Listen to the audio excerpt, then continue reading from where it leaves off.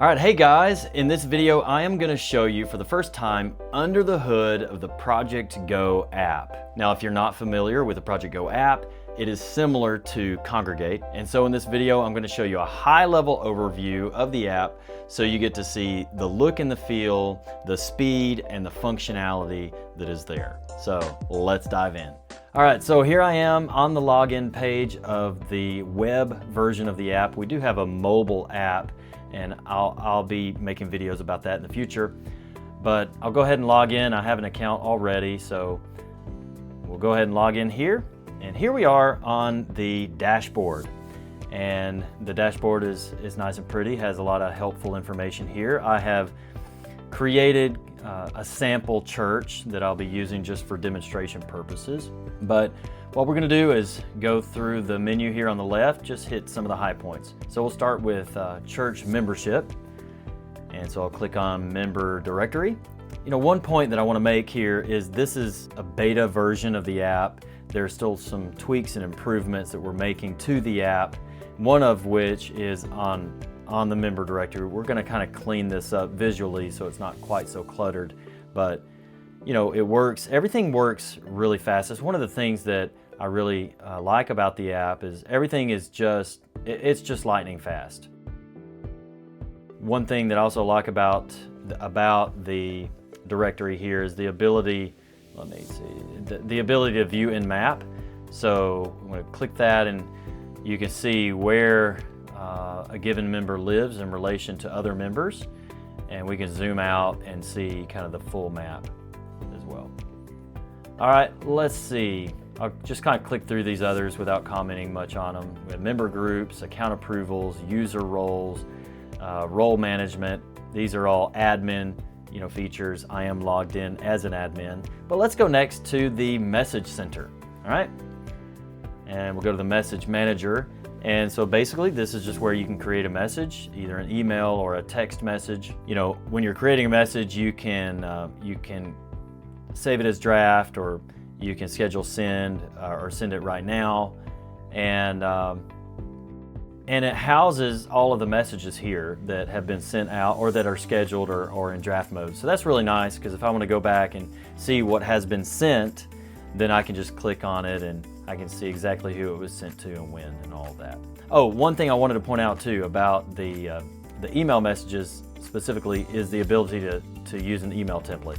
So we have two different templates here, and we plan to be creating more in the future.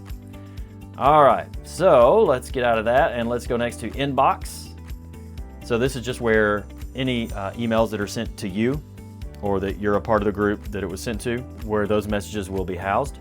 And so, you know, you can just go back and read any of the messages that have been sent that you were included in. Mailing lists. Yeah, that's just where you create mailing lists if you're an admin. All right, next let's go to the attendance tracker. This is where you can add attendance, and of course this will mostly be done on mobile or tablet, but it's just super easy to do. You can either track attendance by members or by overall. If you're doing it by members, then it's simply a matter of just literally going through and clicking which ones are there. And the ones that aren't, if you want, you can go in and if you know why a person didn't attend, you can mark why they're not there. Overall attendance is simply, if you'd rather just track attendance by just putting in the number of people who are there, you can do it that way. Insights, this is really cool. This is just gonna show, you know, kind of the trends and whether your congregation is having better attendance or worse attendance. And then per member, you can see how well everybody attended for the last 10 services at a glance. So that's kind of helpful too. All right, next let's go to calendar. So as you see, this looks very similar to like a Google Calendar or something like that. Nice color-coded events here. One cool thing is, you know, just like with any other modern calendar, you'll be able to set repeat settings, you know, daily, weekly, monthly, yearly, or custom. And another thing I really like about the events here is the ability to add any of them to Google Calendar. So we'll be adding more features to the calendar, you know, in later versions, but we feel like this is a really strong first version. Duties. All right, let's go to Duty Manager. And so this is simply where you add the duties for services and for any other volunteer duty that you want to create. So next, member permissions. This is just where you go through as an admin and select who's all allowed to do different tasks. And reminders, unavailabilities. I'm not going to comment on those. Let's just move next to duty assignments. It uses an algorithm to generate duty assignments for the whole month. And so when you're ready to publish this, you just click publish, or you can do it individually, and it sends it out to everybody. It sends a message to all the volunteers, giving them the option to confirm if they can do the duty on that day or not.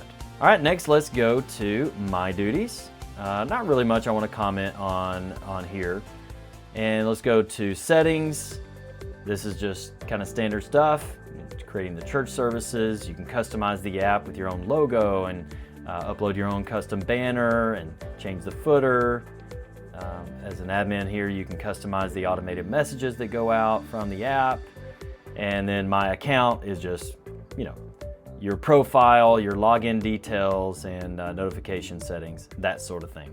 All right, so I hope you enjoyed this overview of the Project Go app. Now, in future versions of the app, we do plan to add many more features to the app, but for this initial version, we just wanted to have the core features that we believe most churches will use, and our goal is to make these features super easy to use and very intuitive. Now, one of the features that the Project Go app does not have is websites, and that's because at Project Go, websites is a separate product called Go Templates. We also do custom websites as well. And so you can have a website, or you can have the Project Go app, or you can have both. Now, in the coming weeks, my plan is to make videos where I go in depth on each individual feature of the Project Go app, so you can kind of see the nitty-gritty of how everything works. Now, if your church is not yet already on the wait list for the app, I do encourage you to do that. Go to project-go.com/app, or just click the link in the description. We're soon going to be rolling out the app to churches in phases that are on our wait list. And so if you join the wait list, when it's your congregation's turn to get access to the app, you'll be able to play around with it for 14 days for free, just to experiment with it, see if it's a good fit for your congregation. And if it is and you want to keep it, then it's just $20 a month. And there's no contracts or anything like that. There's not even a setup fee unless you're a Congregate user and you want to have your data migrated, moved over from Congregate to the Project Go app. There's a $300 fee for that. So like I said, go ahead and join the wait list so that you can at least try the app out and see how you like it. Our goal at Project Go is to help churches of Christ fulfill the Great Commission in a digital world. And we believe that this app is going to be an important part of helping churches to do that. Thanks so much for watching. Take care, and God bless.